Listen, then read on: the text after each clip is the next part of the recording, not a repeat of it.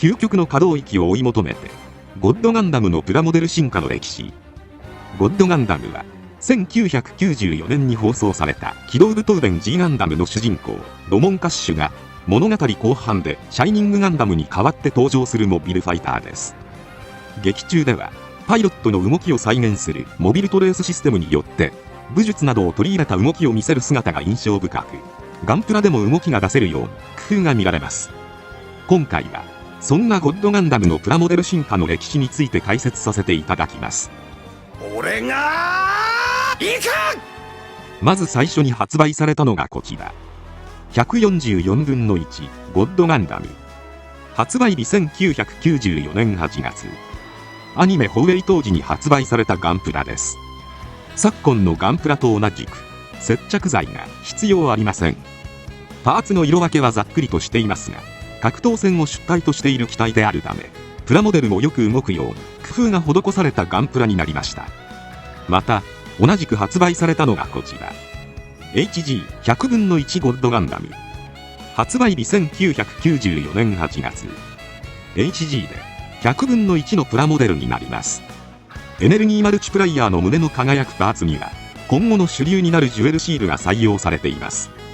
ただし、この頃は、まだ、キングオブハートの紋章が浮かび上がるようなエフェクトが再現されていません。プロポーションとしては、設定画のマッシブなフォルムを再現しており、パーツ割りも多色形成により、素組みでも見栄えが良くなっています。マシンキャノンやマルチプライヤーの開閉は、別パーツに差し替える必要がありますが、それ以外は差し替え不要になっているほか、関節部にボールジョイントを使っているので、当時のガンプラとしては十分な可動域を誇ります。しかし、モビルファイターならではの劇中の動きを再現するには、まだまだ課題がありました。なんだと、うるさい！次に発売されたのがこちら。HGEX60 分の1ゴッドガンダム。発売日1994年10月。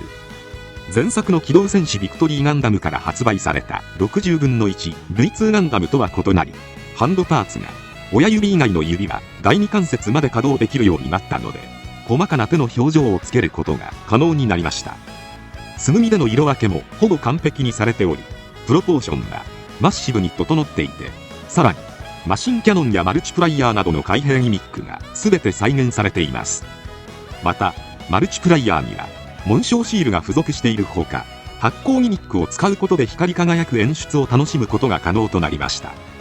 こうしてプロポーションやギミックとしては高水準にまとまった一品となりましたが、可動範囲としては腰部フロントアーマーとリアアーマーが脚部に干渉しにくいようスライドギミックが内蔵されたものの、さすがに開脚などの劇中の柔軟な動きの再現にはまだ課題が残っています。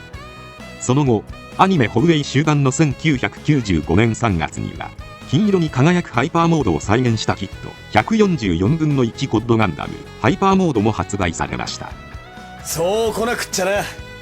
こうして機動武闘伝 G ガンダムの放映は終了しましたが、本作が次世代ファンを開拓することに成功した結果、長年ガンプラを愛好してきた大人向け商品として究極のガンプラを目指した新ブランドマスターグレードが誕生しました。こうしてRX78 の2ガンダムを筆頭に様々なキットが発売されていく中、満を持して発売されたのがこちら。マスターグレード100分の1ゴッドガンダム。発売日2001年11月。マスターグレードでの G ガンダム関連キットとして初めて発売されたゴッドガンダムには内部フレームの構造が導入されました。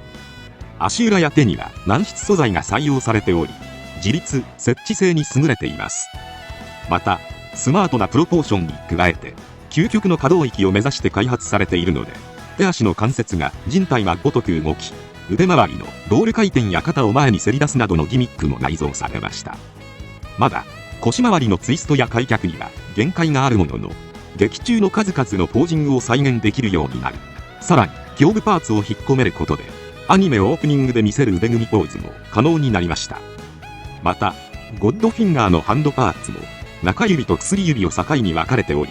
劇中を完全再現した形状になっています。ちなみに、電撃ホビーマガジン2002年1月号では、マスターグレード、ゴッドガンダムと組み合わせて遊べるマスターグレード、G ガンダムバージョンアップパーツが付録として付いていました。こちらには、土門の顔パーツが付属しているので、アニメがごとくゴッドガンダムを土門顔にすることが可能です。これが新しいガンダム。こうして劇中のポージングを可能としたマスターグレードゴッドガンダムは2003年4月にはゴールドメッキを施したハイパーモード版も発売されました。その後2008年3月にはスピードグレードコレクションで発売されました。こちらは簡単に組み立てができることが売りのキットであり、200分の1という小さいサイズながら造形や塗装がしっかりしているキットです。その後再び144分の1のキットでリメイクされたのがこちら HGFC144 分の1ゴッドガンダム。発売日2010年5月。現代風なデザインにリメイクされ、真っ白ながらもスタイリッシュなプロポーションになりました。可動域としては顔を真横に向けられなかったり、肘関節は90度ほどしか曲がらないという課題はあるものの、全体的には手足を柔軟に曲げたり、腰の回転や開脚もできます。さらに腰部アーマー類を干渉しないように開くことができるなど、アクションポーズが取らせやすいように工夫されています。惜しい点としてはフィールド発生器の赤い部分という目立つ箇所に肉抜きがある点でしょうか。なおこちらのキットは4年後の2014年8月に HGFC144 分の1ゴッドガンダム VS マスターガンダム流派東方腐敗ハイパーモードセットという機動武闘伝 G ガンダム放送20周年を記念したキットとしてプレミアムバンダイ限定で販売されました。次に発売されたのがこちら、ハイレゾリューションモデル100分の1ゴッドガンダム。発売日2019年10月。ハイレゾリューションモデルは2016年に開始されたガンプラのシリーズで、劇中の機体設定を素材の組み合わせとデザインアレンジで高解像度化したブランドです。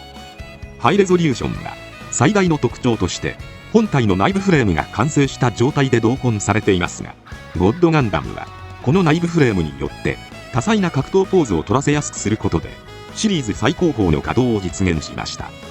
プロポーションは今まで以上にマッシブになっていますが、人体の筋肉を思わせる腰回りの造形やガンダムにしては短足に見えてしまう造形などに賛否両論の意見が見られます。なおこちらはゴッドガンダムの代名詞であるゴッドフィンガーを放つ姿にもこだわりがあり、スタビライザーが開閉するだけでなくエネルギーフィールドを再現した日輪エフェクトも付属し、光り輝くエフェクトを再現するためにホログラム加工がされています。また鉄鋼のクローは柔軟に稼働して印象を変えることが可能です。こうして100分の1ゴッドガンダムの稼働域はハイレゾリューションモデルで最大限まで高められましたが、バンダイ驚異のメカニズムはとどまるところを知りません。行くぞ風雲再起。リアルグレード144分の1ゴッドガンダム。発売予定日2022年8月。ついにゴッドガンダムがリアルグレードで登場します。人間に近い動きができるように実機交渉をすることで、より人体の構造を落とし込み一から組み立てるプラモデルで最高峰の可動域を追求しています。胴体は前後左右に大きく動き、肩や腕の伸縮ギミックを搭載して脇の可動も確保しています。首は3軸の可動構造で自由な表情付けが可能で、脚部も限界まで膝が曲がるように工夫されています。さらにつま先の可動も再現されていて膝立ちポーズが決まります。なお腕組みや足の蹴り上げはもちろんのこと、水平開脚をしていても足を接地させることが可能なので、人間に近い動きどころか人間でも不可能と突っ込みたくなるほどの可動範囲になっています。付属パーツとして3つの日輪を組み合わせた立体的な日輪エフェクトがついてくるので、スタビライザーを後ろになびかせてのダイナミックなポーズも取ることができます。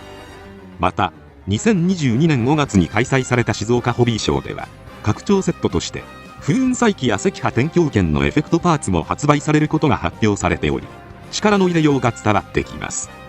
もともとは6月発売予定が延期になっているので、大量に出荷されて欲しい人全員に行き渡るのを願いたいですね。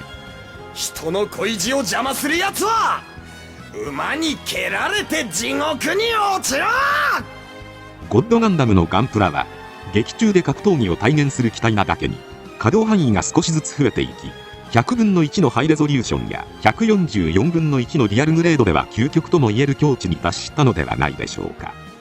2022年11月発売予定の MGEX ストライクフリーダムも高い可動域を誇るキットになっているので、個人的にはその技術を応用したマスターグレードゴッドガンダムバージョン 2.0 もいずれ出るのではないかと思っていますが、果たしていかに。東方は赤く燃えている。今回はこれで以上となります。チャンネル登録されるかはお任せいたしますので、もしよければもう一本動画を見ていただければとても嬉しいです。最後までご視聴いただきありがとうございました。